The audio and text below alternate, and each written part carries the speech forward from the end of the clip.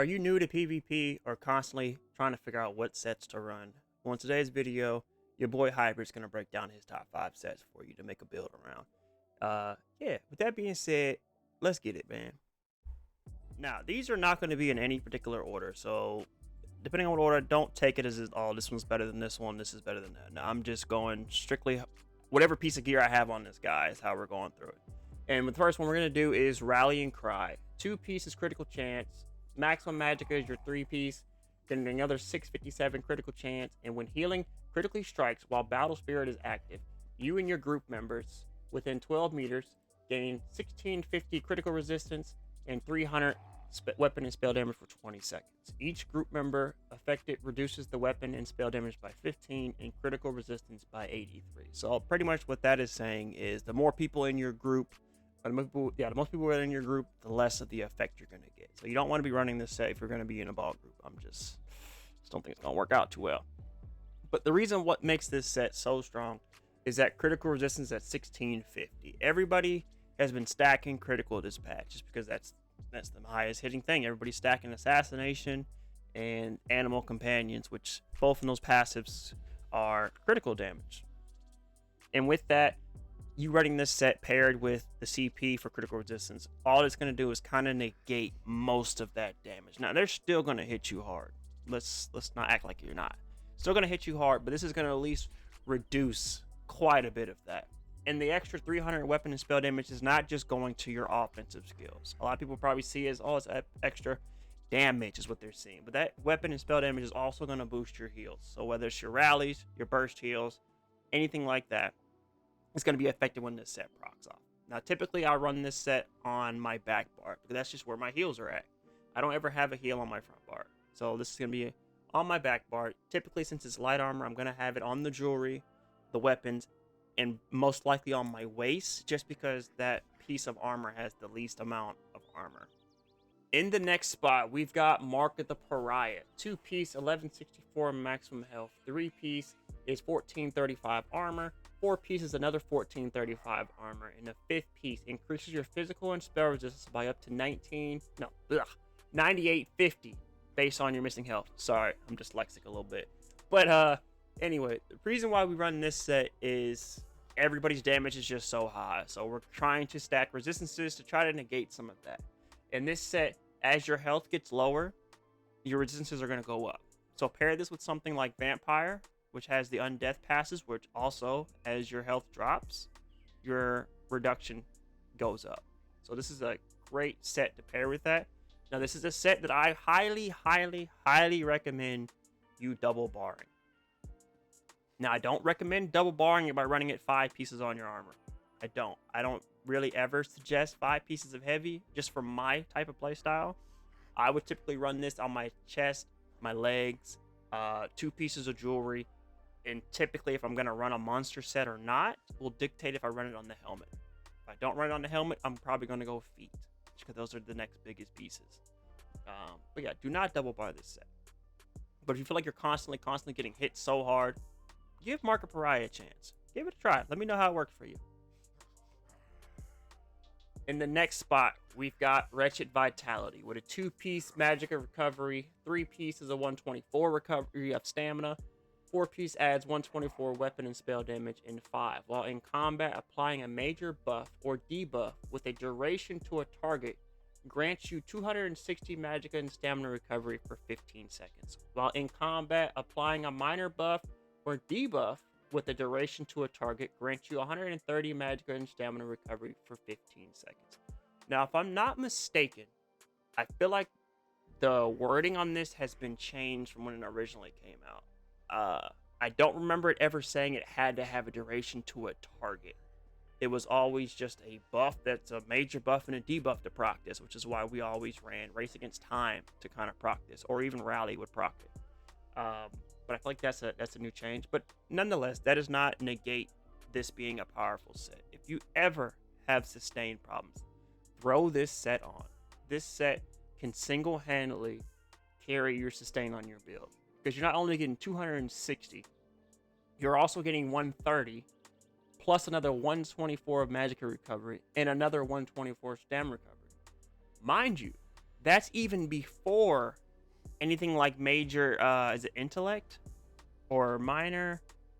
Whichever one gives you the stamina recovery for like 10% and the magic recovery for 10%. That's before that too. Like these are gonna stack with that. So if you're ever running through the same problems, throw this bad boy on. Typically, I used to run it on my back bar because, like I said, Race Against Time would proc it. But nowadays, I don't know what's gonna be the best to run this. If I'm gonna be personally honest with you, I may go front bar just because it says it has to target. You have to hit a target with a duration. So I would have to probably say this is gonna go front bar. If you guys are liking this content, drop a like, leave a comment down below to let me know this is what you guys like to see. And also, join the Discord. I'm going to leave the link down in the description below. The Discord's there to let you know when I'm posting, what I'm doing, whether it's me growing my other channels or me playing ESO. Everything that has to do with Truhybrid is going to be in the Discord down below. Next on the list is my favorite set, Essence Thief. With a 2-piece max stamina, 3-piece max stamina, what the heck? 4-piece, 129 weapon and spell damage, 5-piece dealing damage with a light or heavy attack, draws essence from the enemy that pool near them for 5 seconds. Drawing from the pool heals you for 48.79 and restores 4,356 stamina and increases your damage done by 10%. For 10 seconds, a pool can only be created once every 10 seconds. I absolutely love this set. I always run this front bar. As the back bar, typically when I used to run it on the back bar, I would use it with a bow, but I would hit the bow and I would bar swap before the arrow actually hits the person, and that it doesn't proc. So run this front bar. Not only that, heal cannot be affected. Okay, that heal just does not. It doesn't go up and it doesn't go down. You're gonna get that flat.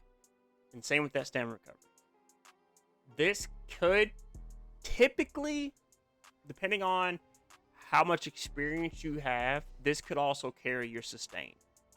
Personally, that 4,356 damage recovery every 10 seconds comes in really, really clutch. And that damage done by 10% is stacked on top of any other damage buff. So that's whether it's your brutalities, whether it's your berserks, your minor berserks. That 10% is going to stack because it's not considered a berserk buff. So really, you stack that with the berserk, you're really bringing in 20%. And you throw on something like Malakath, that's an additional, I think it's is it another 6% or 10%? So you start stacking these that have damage done percentages that are not actual buffs, you're going to be hitting like crazy. And with the sustain, this is going to be nice. The only hard part about this, if you're an Xer, we've all have been there. Like you're Xing in a tower and you need that stam, you proc it, and the pool drops off the tower. And you have to wait a whole 10 seconds to hopefully get it to proc, one, and then for it to land somewhere that you can actually reach it. That's the only downside about this set. You have to chase around the proc. But if you get that proc, best believe you're going to be hitting and you're going to be having great sustain. Now for my last set, this is more of a sleeper pick. One that's very looked over, slept on, and that's Aethereal Accession. 2-piece, 1435 armor, 3-piece, 1164 health, 4-piece, 1435, and 5-piece adds 7,119 armor. But downside, increase the cost of block, sprint, dodge, break free by 20%. Do not let that downside steer you guys away from this set, because that 20% can be negated through CP.